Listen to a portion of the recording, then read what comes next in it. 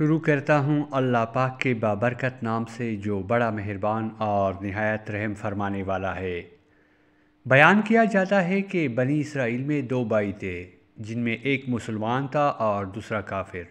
وہ دونوں دریا کے شکاری تھے۔ کافر بت کو سجدہ کرتا تھا، مگر جب مچھلیوں کے لیے جال تیار کرتا تو اس میں ڈھیروں مچھلیاں آ جاتی کہ اس کو کھینچنا بھی اس کے لیے مشکل ہو جاتا، مگر مسلمان کے جال میں صرف ایک ہی مچھلی آتی تھی اور اسی پر صبر کے ساتھ خدا کا شکر ادا کرتا تھا۔ اتفاقاً ایک روز اس مسلمان کی بیوی اپنے مکان کی چھت پر گئی تو اس کی نظر کافر کی بیوی پر پڑی جو زیور اور بہترین لباس سے آراستہ تھی۔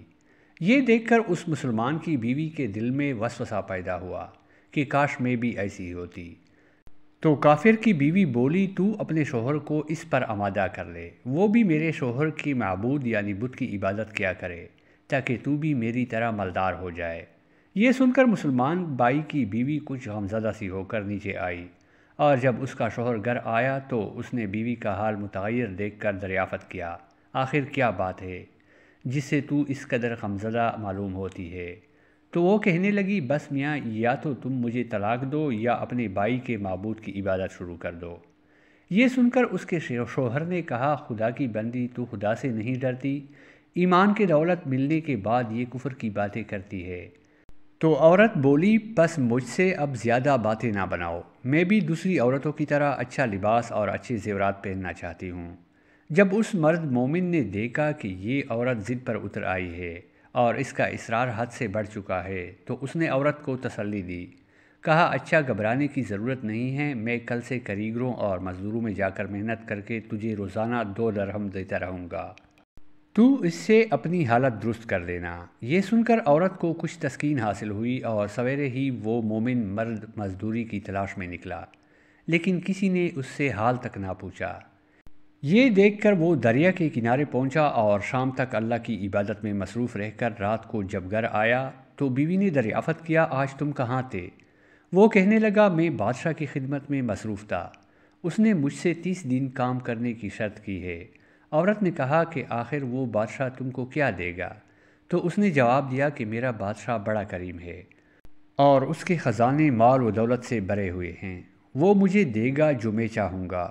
چنانچہ اسی طرح برابر وہ اپنے معبود برحق کی عبادت میں مصروف رہا، اور 30ویں رات ہوئی تو بیوی نے کہا، سنو میاں، اگر کل تم نے مجھے مزدوری لا کر نہ دی تو تم مجھے لازمی طلاق دے دینا۔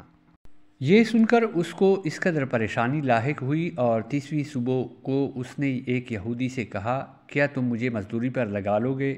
یہ سن کر یہودی کہنے لگا کہ ہاں، تم کو مزدوری تو مل جائے گی، لیکن شرط یہ ہے کہ میرے پاس تمہارے کھانے پینے کا کوئی انتظام نہ ہوگا۔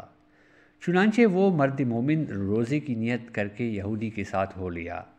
اللہ تعالیٰ کے حکم سے ایک فرشتہ 29 اشرفیاں ایک نورانی طباق میں لے کر اس کی بیوی کے پاس پہنچا اور کہنے لگا، میں بادشاہ کا قاصد ہوں، اس نے یہ اشرفیاں لے کر مجھ کو تیرے پاس بھیجا ہے اور فرمایا ہے کہ تیرا شوہر ہمارے پاس کام میں تھا، ہم نے اس کو نہ چھوڑا یہاں تک کہ اسی نے ہم کو چھوڑ دیا اور یہودی کے پاس چلا گیا، اگر وہ ہمارا کام کرتا تو ہم اس کو اور زیادہ اجرت دیتے، بس یہ ایک اشرفی کی کمی اسی وجہ سے ہے۔ چنانچہ وہ عورت ان اشرفیوں میں سے ایک اشرفی لے کر بازار گئی، سنار نے اس کی 1000 قیمت عورت کے ہاتھ میں رکھ دی، اور جب شام کو وہ مومن مرد گھر واپس لوٹا تو عورت نے اس سے دریافت کیا، آج تم کہاں تھے؟